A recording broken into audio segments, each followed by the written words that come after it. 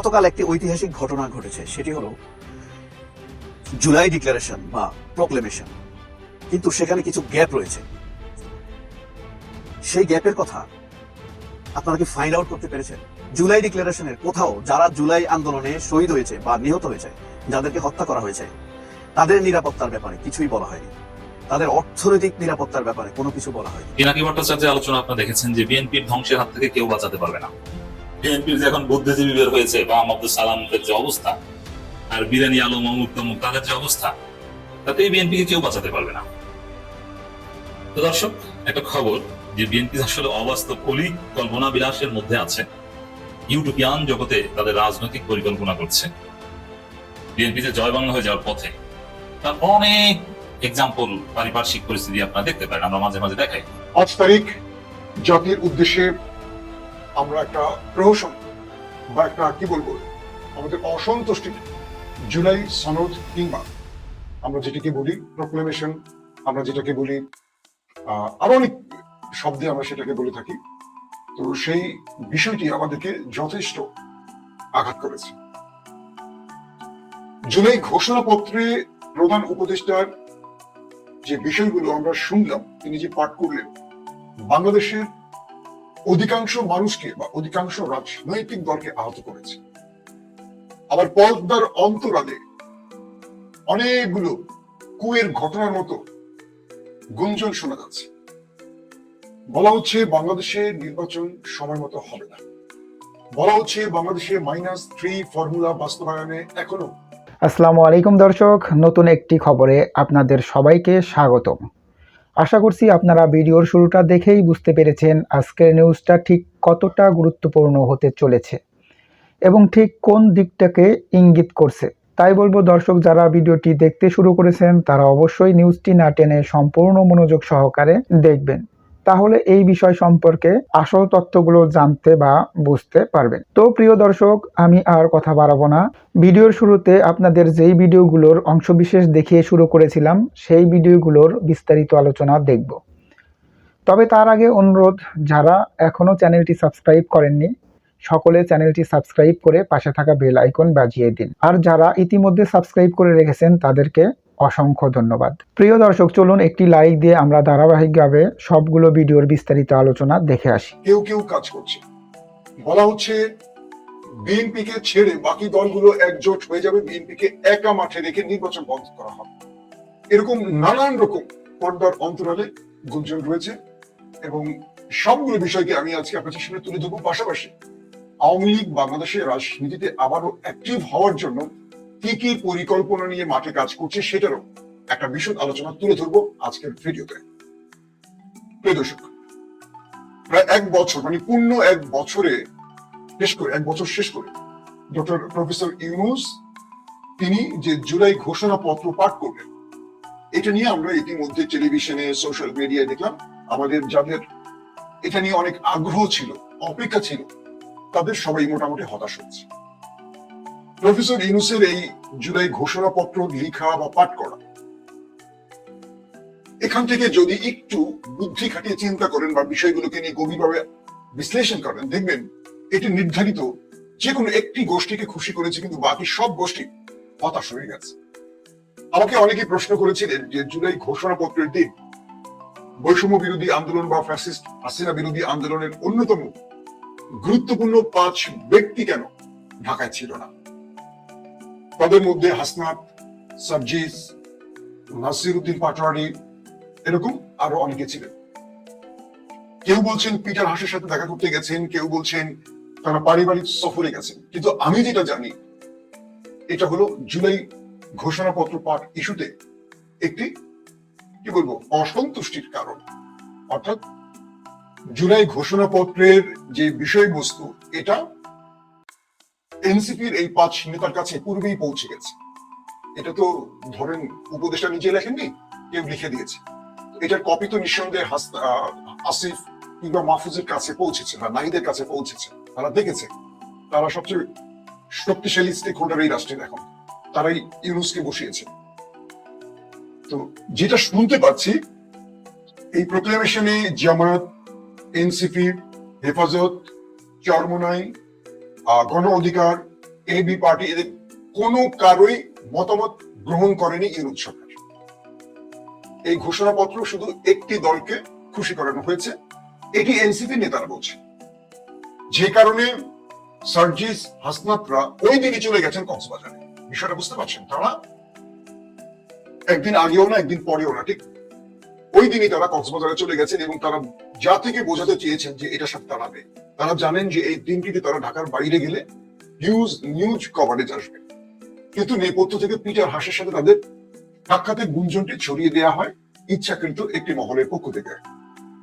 কিন্তু Peter Haas, সেদিন আমি আমার লাইভে বলেছিলাম, পিটার হাস বাংলাদেশে ছিলেন না বলেই আমাকে কয়েকটি সংশ্লিষ্ট সূত্র থেকে জানানো হচ্ছে। তো বলা হচ্ছে যে এনসিপির এই 5 নেতাকে আবার শোকজ করেছে এনসিপি। এটি হলো একটা আইওয়াশ খেলা। কিন্তু এই 5 জন জুলাই প্রোক্লেমেশনের এই ঘোষণাপত্রের সাথে একমত নন বলেই তারা ঢাকার বাইরে ছিলেন ইচ্ছাকৃত, এবং সেটাও মানুষকে বোঝাবার তারাই চেষ্টা করেছে। গণমাধ্যমে তারাই কৌশলে এনেছেন যাতে সবাই বুঝতে পারে এর সাথে তাদের সম্পৃক্ততা নেই বা এটাতে তারা সন্তুষ্ট না, এটাতে তারা অখুশি। নাম্বার 1। নাম্বার 2 হলো, আমরা দেখছি যে বিএনপির মতো একটি বড় দল এই মুহূর্তে সরকারের উপর তারা সবচেয়ে বেশি খুশি। কালকে প্রত্যেকটা গণমাধ্যমের বক্তব্যে বা পরশুদিনের প্রত্যেকটা গণমাধ্যমের বক্তব্যে বিএনপিকে আমরা খুব উৎফুল্ল দেখছি, আনন্দিত দেখছি, এবং তারা এই প্রোক্লেমেশনের পর বা এই ঘোষণাপত্রের পর তারা যথেষ্ট খুশি, কারণ তাদের ইচ্ছার প্রতিফলন হয়েছে এখানে। কিন্তু সবচেয়ে বড় ধাক্কাটা ইউনুস সরকারের মস্তকে লেগেছে। সেটি হলো, ইউনুস সরকার বাকি প্রত্যেকটা দলকে অসন্তুষ্ট করেছেন এই ঘোষণাপত্রের মাধ্যমে। জামাত বিবৃতি দিয়েছে, গণ অধিকার বিবৃতি দিয়েছে, এবি পার্টি দিয়েছে, চরমনাই বিবৃতি দিয়েছে, প্রত্যেকেই এটার অসন্তুষ্টি প্রকাশ করে দিয়েছে। প্রশ্ন হলো, প্রত্যেকটা দলকে অসন্তুষ্ট করে প্রফেসর ইউনুস একটি দলকে খুশি করালেন কেন? রাজনৈতিক মহলে গুঞ্জন রয়েছে প্রফেসর ইউনুস এই মুহূর্তে একজন পুতুল প্রধানমন্ত্রী। আমরা এটাকে প্রধানমন্ত্রী না বলে অন্তর্বর্তীকালীন সরকারের প্রধান বলি, তাকে উপদেষ্টা বলি। আমি যদি প্রধানমন্ত্রী শব্দের মধ্য দিয়ে বোঝাই, তিনি এই মুহূর্তে একজন পুতুল প্রধান উপদেষ্টা বা প্রধানমন্ত্রী। কার্যত তিনি কিছু করতে পারছেন না। না প্রশাসনে তার কোনো ক্ষমতা আছে, না রাষ্ট্রে তার কোনো ক্ষমতা আছে।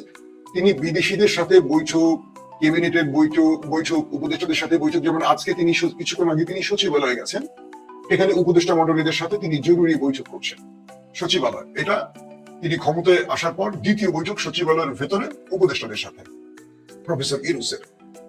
এখন বিষয়টা হলো, প্রফেসর ইউনুস একই দিন ফেব্রুয়ারিতে নির্বাচনের ঘোষণা দিয়েছে। বলা হচ্ছে রোজার 7 দিন আগে এই নির্বাচনটি করে ফেলতে চায় সরকার, এবং সবকিছু মিলে 2 মাস আগে তফসিল ঘোষণা করা হবে। এখন মাঠে সরব বিএনপি, কিন্তু অন্দরমহলের খবর বলছে এই জুলাই ঘোষণাপত্রের পাঠ দিয়ে বাকি দলগুলোকে ক্ষিপ্ত করেছে প্রফেসর ইউনুস। বাকি দলগুলো তারা নিজেদের মধ্যে এখন আলোচনা শুরু করেছে যে এই সিস্টেমে বা এই ইউনুসকে দিয়ে বা এই ধ্বজভঙ্গ বা মেরুদণ্ডহীন বৃদ্ধ মানুষটিকে দিয়ে আগামী নির্বাচন সুষ্ঠু হবে কিনা। জামাতের অনেক নেতারা বলেছেন যে তারা পুরোপুরি হতাশ, তারা একটা বিপ্লবী সরকারের কাছ থেকে এমন আচরণ আশা করেনি।